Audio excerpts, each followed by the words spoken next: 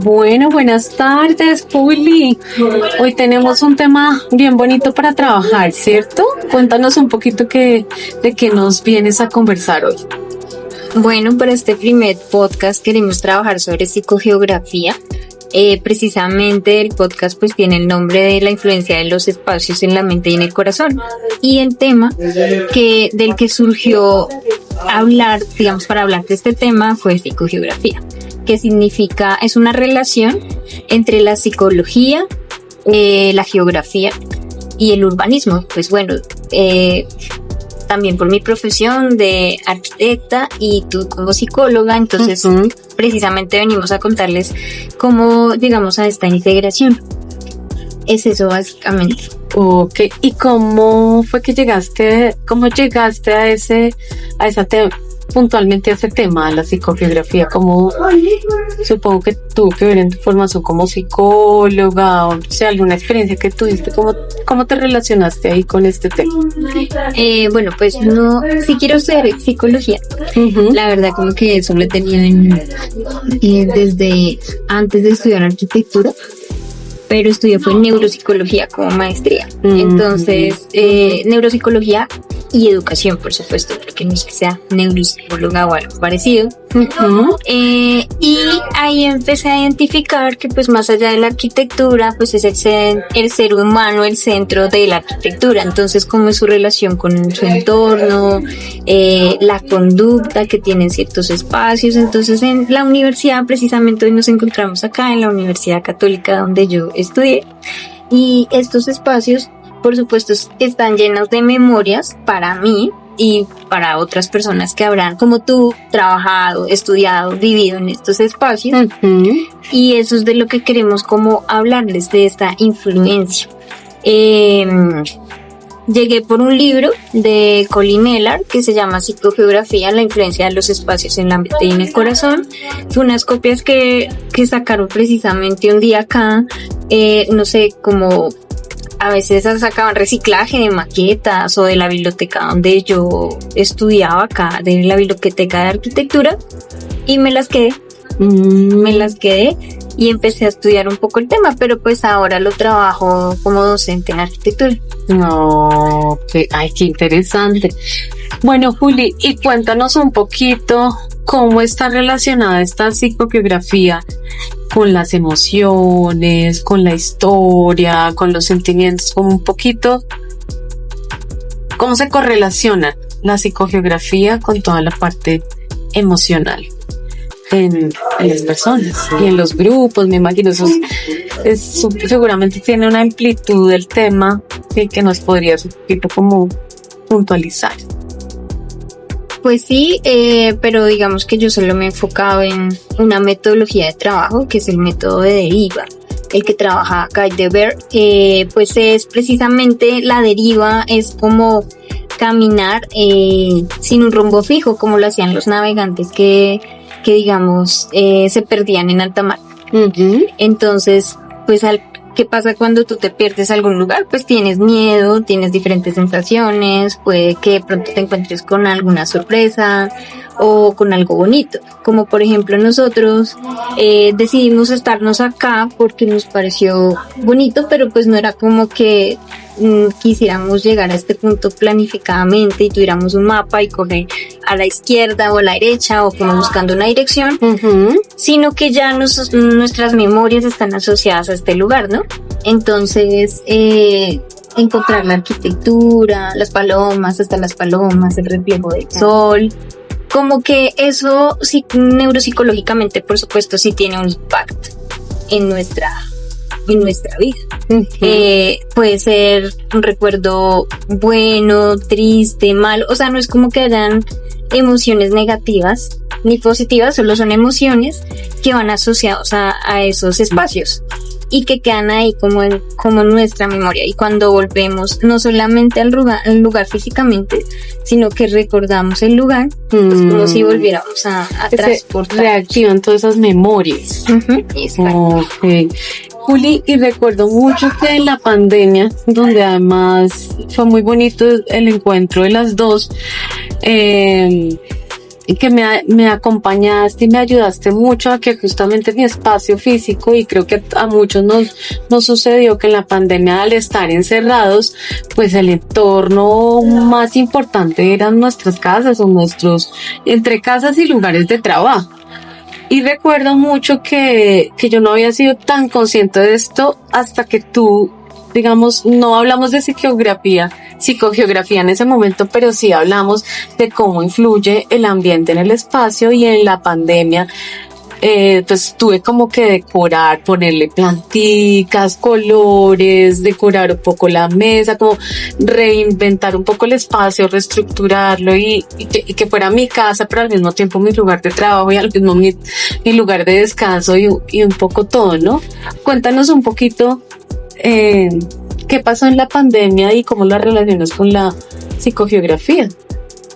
Bueno, digamos que dándoles un poco de contexto, pues yo conocí a Lili acá en la universidad en un taller que ella hizo para como docentes o administrativos. Yo me inscribí y vi, y era sobre la voz interior, ¿no? Entonces como que tuve el interés de participar por mejorar mi relación con mi voz. Y hicimos como el match, y pues tú me contrataste para decorarte tu espacio y entramos a pandemia. Entonces de lo que hablas, pues me imagino que tiene que ver con adecuar ese espacio que no era un lugar para trabajar y que era tu lugar de vivienda.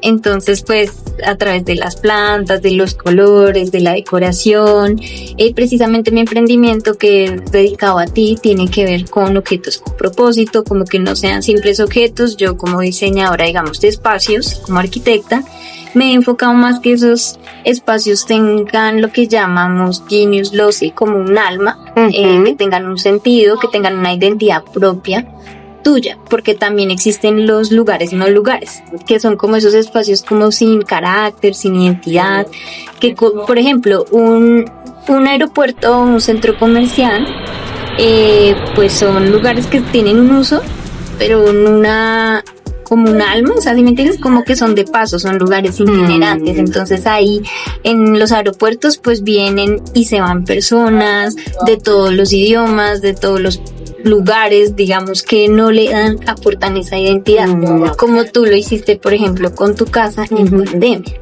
Entonces en pandemia nos dimos cuenta que este tema era súper importante porque necesitábamos salir de ese espacio, nosotros en solo 4 paredes haciendo todo, digamos que trabajando, haciendo deporte, comiendo, vinculándonos con las personas, o sea, ahí aprendimos que también estaba chévere salir de la casa y estar acá en la universidad. No era lo mismo yo con mis estudiantes virtual a interactuar con ellos en un salón de clases. También lo hablo en clase con mis estudiantes de cómo de un salón a otro varía también su motivación y percepción. Por ejemplo, ayer precisamente en una clase de bioclimática, no acá, sino en otra universidad, veíamos como un salón más pequeño, menos ventilado, produce sueño, pereza, mientras que otro al que de pronto el cielo raso es mucho más alto. O sea, tú puedes no saber cuánto tiene altura, pero sí percibes la altura y eso te ayuda a entender el espacio como más amplio o más iluminado, y no sientes que te estás asfixiando, porque también es un tema que tiene que ver con la respiración. ¿Sí me entiendes? Como que el cuerpo se activa en todos los espacios y escenarios en los que estamos, para bien o para mal, y produce emociones. Y en pandemia, pues eso se nos vio reflejado en nuestra salud. Los que no teníamos en un apartamento, que vivíamos en un apartamento y no teníamos un espacio para salir y respirar, así fuera un balcón minúsculo, se sentía como asfixiante. Si tenían un perrito, pues podían sacarlo y eso cambiaba el hecho nomás del contacto con la naturaleza. Es algo de lo que también se habla en psicología. Por ejemplo, Johann Hari en Conexiones Perdidas, que habla sobre depresión, habla sobre, no estoy segura, pero creo que son 9 factores que pueden propiciar la depresión. Entonces es el caso, por ejemplo, de cómo la naturaleza es uno de esos factores, no tener contacto con la naturaleza. O sea, somos seres humanos que estamos ligados, sí, como biológicamente a la vida. a los escenarios con vida, al verde, o sea, es que todos son los colores, las texturas. Claro, eso pensaba, ¿no? Los colores, un lugar muy oscuro, frío, húmedo, ¿no? Necesariamente te impacta de una manera un lugar luminoso, claro, cálido. Entonces los colores, la temperatura, los olores, ¿no? Que también tienen que ver mucho como un poco con el instinto animal y humano. Y que activan todas esas memorias. Y bueno, no solo las memorias, hay lugares agradables, me imagino que también la energía, ¿no? Ahí es como si los objetos tuvieran una vida propia y también dieran información a ese lugar. Entonces no es lo mismo que un lugar esté medianamente desocupado a que cada objeto que trae una información, una historia. No sé, la cajita de tesoro que me regaló la abuelita, y esa cajita conserva toda una intención, una energía, un espacio. Cuéntanos un poquito más sobre esto, como un poco también los objetos, que además es a lo que tú te dedicas, dedicado a ti, de esa personalización de los objetos en los lugares. Pues sí, por lo mismo que es tan personalizado el tema, pues lo que yo he hecho no solamente son objetos, sino también enseñarle a las personas, pues como educadora, digamos, fuera de mi profesión de arquitecta, en que pueden hacer, por ejemplo, sus pequeños altares en casa, ¿sí? Como intencionar las cosas, los objetos, y digamos, sí, digamos que saliéndonos un poco del tema de la magia y el esoterismo, y cada uno obviamente respetando sus creencias, sino más como intencionar, por ejemplo, mi propósito de viajar. Entonces uno que hace un mapa de viajes, no sé, o como un tablero donde va a reflejar esos mapas, ¿sí? Y volviendo, y esto me lleva al otro punto del que quería hablar, que son los mapas psicogeográficos, que precisamente es una metodología que hemos tomado con mis estudiantes en arquitectura, sobre todo para los talleres de diseño, porque no es lo mismo ver el espacio por Google Earth o por internet o ir a un libro, ni siquiera con las fotografías, sino salir y ir a conocerlo. Pues por lo general trabajamos acá mismo en Bogotá, donde está nuestra universidad. Entonces vamos a hacer eso que tú dices con los sentidos, a verlo, a percibirlo, a olerlo, a interactuar con él, a ver cómo... A escuchar los sonidos, claro, ¿no?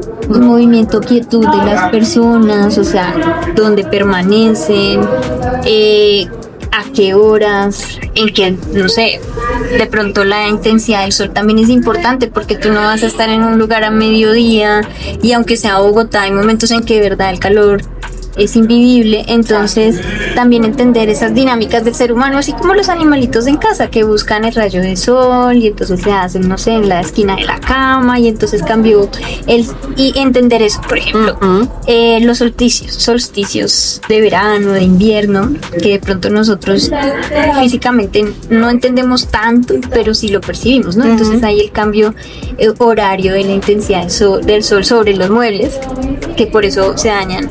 Hay muebles que se terminan decolorando porque siempre están en esa misma posición, y en temporadas del año pues les va a caer mucho más el sol, claro, ¿cierto? Y volviendo al tema de psicogeografía, pues en el mundo en general siempre ha sido un motivo estos factores externos también, como la luz, como el viento, de culto también, de escenarios, por ejemplo, como Stonehenge, ¿sí? No sé si lo conozcas. Sí. Como de los primeros asentamientos que se hicieron para lugares de culto, ¿no? Entonces hablamos de los no lugares y lugares como sin alma, lugares de culto que más bien tienen un alma detrás, como son las iglesias, pues de culto a lo espiritual, o culto al cuerpo. Hasta los mismos gimnasios pues tienen esa vocación, ¿sí me entiendes? Entonces cada espacio también tiene como una misión, un poco. Okay. Sí, o sea, sí, o más allá de como una vida propia, no sé, como... Sí, por ejemplo, tú vas a un bar, a una discoteca, pues, ¿qué quieres hacer ahí? No, sí, precisamente a estar en silencio, eso no, pues voy a bailar, o a tomar un cóctel, o a socializar. Sí, tiene como un objetivo cada lugar, ¿no? Entonces, bueno, pues no sé si el tema, como la relación entre lo que es arquitectura, urbanismo, geografía, más psicología, entendido desde la psicogeografía, pues te queda claro.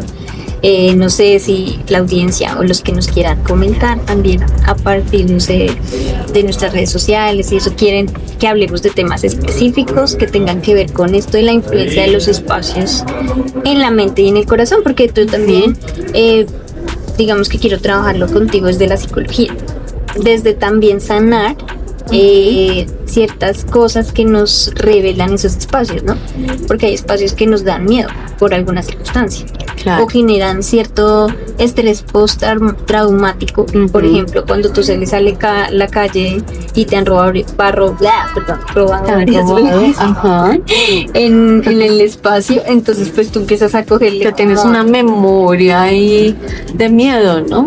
Claro, porque ya no quieres hasta salir a la calle, o sea, claro, hay miedos que se llegan a infundar tanto que terminas autoprotegiendo, claro, cuando el riesgo ya no está. Y eso es lo que genera espacios de ansiedad. El libro habla de espacios de deseo, espacios aburridos. Entonces, pues, es eso tampoco.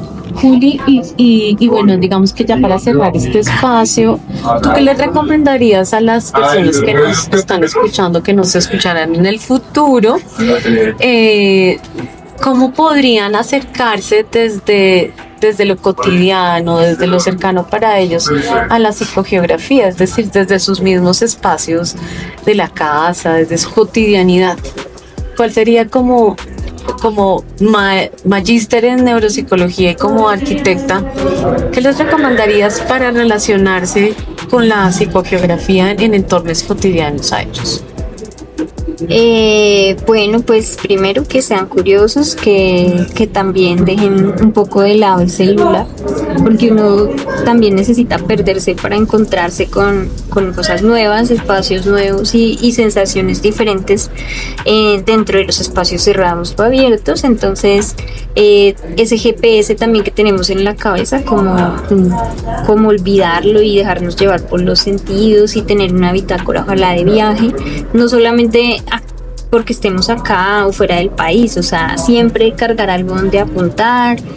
Si tienen la opción, por ejemplo, de llevar una cámara, sí, como grabar esos momentos y intencionarlos y empezar a hacer su propio mapa psicogeográfico de esas experiencias que tienen. Pueden, por ejemplo, seguir a Nico Villalba, ella tiene sus redes sociales y tiene varios libros sobre precisamente diarios de viaje, o para ella es argentina, pero pues también pueden ver casos nacionales como Iván Cruz, que también lo sigo, él hace diarios de viaje y hace acuarelitas portables como en elementos, tesoros que ha encontrado, porque le gusta coleccionar juguetes e ir como a mercaditos de las pulgas. Entonces todo esto, digamos que no sé, lo que les acerque a los espacios y les permita reflejar esa esencia que encuentran en cada lugar, y que ojalá lo puedan mapear a través de collage, de bitácoras de viaje, de pinturas o de fotografías, que pues es el recurso que casi que todos tenemos a mano desde el celular,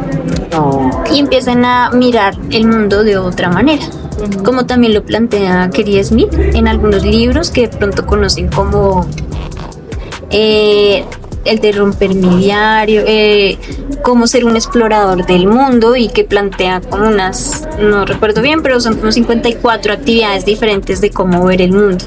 Desde, por ejemplo, anotar, ir y revisar qué cuerpos de agua encuentras, por ejemplo, en cualquier lugar.